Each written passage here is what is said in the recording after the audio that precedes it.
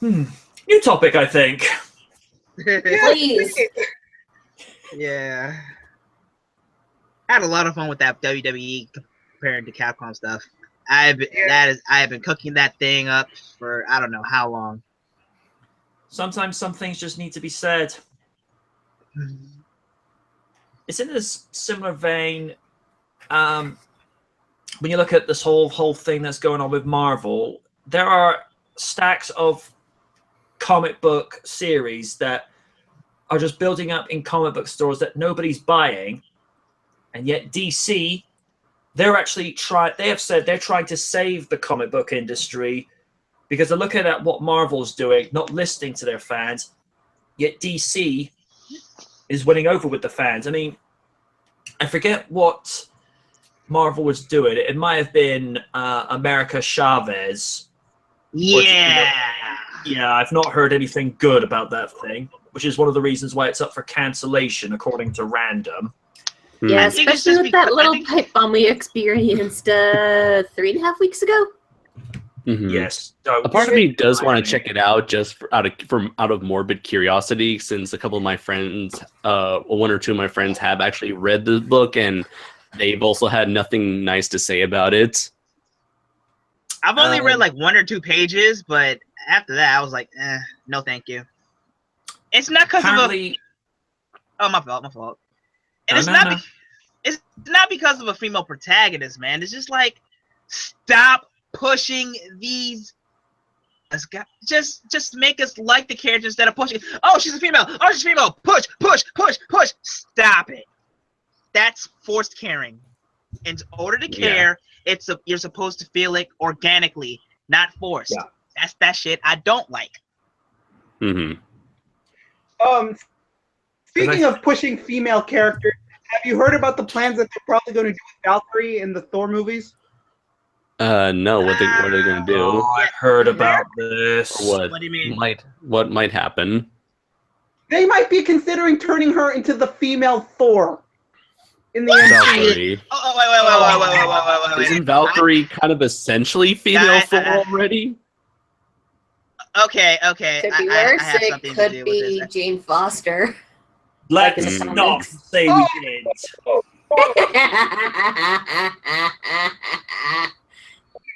Okay, Keenan, help me out. Yeah. Yeah, thank you. Because I understand that ironically, reference. I actually said that if they did have to do a female Thor a second time, I say a second time because they did do a female Thor in the 80s. And if they would had to have done a second one, I felt it would have been more logical to just make it Valkyrie, especially since she was starting to become popular. Which, though it did kind of make me upset that the Mighty Defenders were such a short-lived series during like a 2012-2013, I believe it was, because I have a couple of the issues. Because her and Misty Knight actually kicked a lot of ass together, and that was kind of cool. Yeah. Speaking of Misty Knight, can't wait to see that cybernetic arm she's going to rock in Luke Cage season 2. Oh, you've seen the pictures, right? Yeah. Or the photo of her. Yeah. I'm like, yes.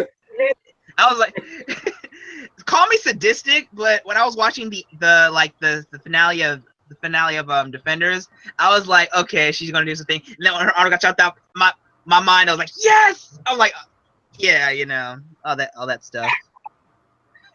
Yeah, not gonna lie, I did. Oh no, you get the metal arm. Okay, do that. Keep doing that. Someone cauterize the wound, and we'll be fine. Because I think what DC countered with when they were doing the whole event in America Chavez.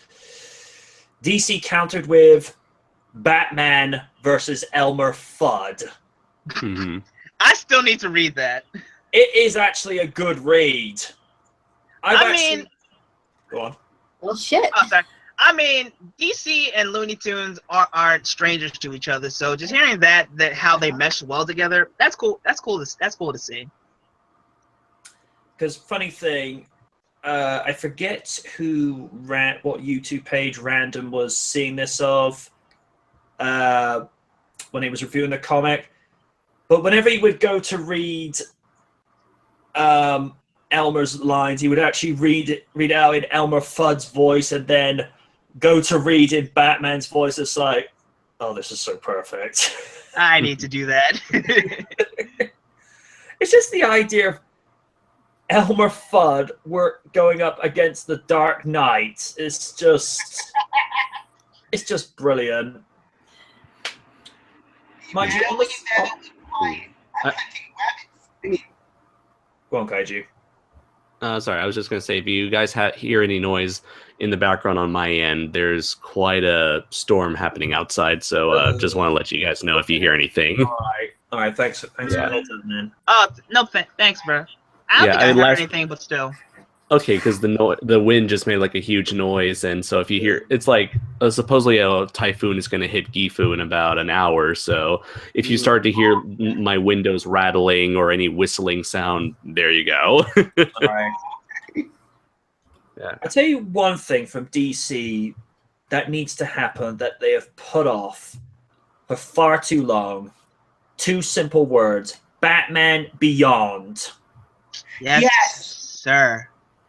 That needs to happen as a movie. They've ignored it for too long. Ooh, yes. And it has to be said, I think Michael Keaton is at the right age now to reprise his role as Bruce Wayne, but be the elder statesman Bruce Wayne to mentor Terry McGinnis. For a live action movie? Yeah. Okay, it seems like DC might do that. It sounds possible because apparently with that new Joker Origins movie that's being made, apparently that movie might have nothing to do with the DCEU. So maybe there's a possibility that Warner Brothers might be interested in making some movies that are in the DCEU and then some movies that take place outside of it. And if that's the case, if they kind of want to go in their own little Elseworld sort of deal there, I could see a Batman Beyond movie happening. But then again, because that movie's kind of like Batman meets Blade Runner, and the new Blade Runner didn't do so well in movie theaters, I'm not sure if Warner Bros. Would think about doing something like that again in theaters. But then again, it's Batman, and Batman always sells. He is DC's go-to at the moment. Particularly with regards to the movies now. Yeah, he's their go-to. Wasn't so much of a case in the late 90s. Already said my piece on it. Not going to it again. But with regards to the animated movies, it's very rare when you see a bad Batman animated movie. Although here's the thing. I did get the Killing Joke. I did feel like at times, it's a passable adaptation, but I felt it was a little bit unnecessary with the first half of the movie where you've got Batgirl story. Thank you. Nothing against Batgirl. Nothing against Batgirl because I like that version with Tara Strong as Batgirl, but why didn't they just do the Killing Joke, all the way through? And that whole scene that we will not talk about that wasn't needed. Yes. Mm-hmm. Yeah. That's all I gotta say. Yeah. And from what I heard, Harley Quinn and Batman wasn't that much of an improvement either. I've heard very mixed responses about that movie. Mm-hmm. Oh yeah, I remember now. Yeah. Bad touch. Yeah. Yeah, already bad. Apparently he liked it. That had already happened to him in the comics anyway. I just don't think he'd ever want to relive it in an animated movie. No. It's like, sure, it happened in the comics, but did we really want to see it in the animation? God, yeah, no. I'm not trying to defend it. Most definitely not. Bruce Timm's perverted mind, ladies and gentlemen. Yeah, that is the sad thing. This is Bruce Timm once again Yeah, I get the feeling that Bruce Timm has probably lost his touch at this point, or maybe lost his passion for this sort of thing. Well, to be fair, he was on a hiatus from the animated movies since 2011, I think. Right. That's a Yeah, long 2010, period. 2011, because I remember that it was around Under the Red Hood that he started his hiatus. I love that movie. Same. I love it so I much. fucking love that. Jensen Ackles was perfect as Jason Todd. Yep. It's funny because that was my first ever introduction to Jason Todd and Red Hood in general. I mean, I already knew about the Red Hood character from the Joker, but I didn't know about the second Red Hood. I mean, And all I my gotta life. say, sorry, I didn't mean to talk over you. It's okay. It's okay. It's like all my life, I've always known that Tim Drake was the second Robin, not knowing that Jason Todd was the second Robin. But what I heard back in the day, he was not well liked. No.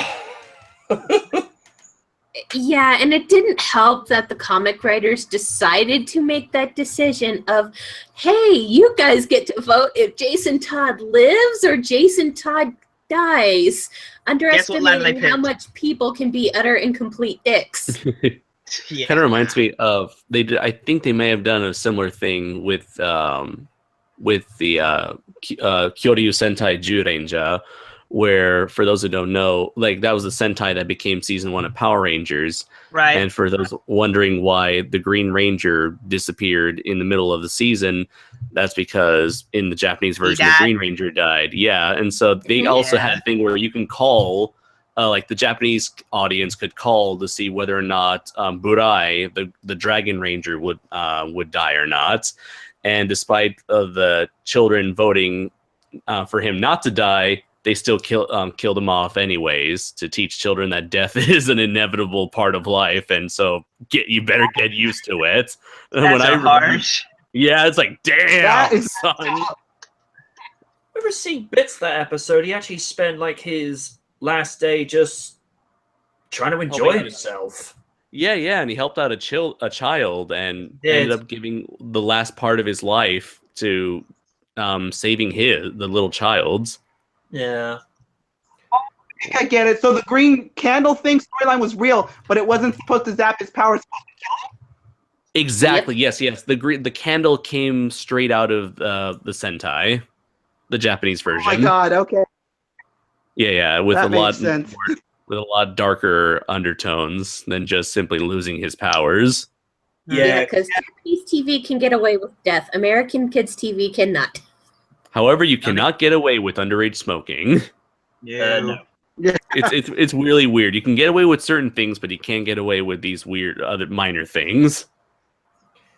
I was trying to explain to someone the other day why you're not likely to see the original Thunderbirds marketed too much to a younger audience like the modern one is. It's because in the original one, you actually see a lot of the characters with cigarettes in their mouths, or at some stage you'll see like Jeff Tracy or Lady Penelope holding a vodka martini in their hand in certain scenes. It's like, because we all know now since the 80s that smoking is actually very bad for you, whereas in the 60s they didn't know the dangers of it. So it's difficult trying to market that, particularly when it was being reshown in the early 90s. Yes, Stephen, Parker did get drunk in one episode. I think that was Danger at Ocean Deep. You'll probably tell me in the comments section, because he's more of a Thunderbirds fanatic than I am. Which is saying, I mean, they could have marketed it to them. They could just have said, it's clear lemonade. They're getting drunk off clear lemonade. Or no, they're not drinking bottles of wine. It's soda bottles. Yeah. One thing that, and this floored me when I was doing my Stingray retrospective for the 50th anniversary. There's an episode from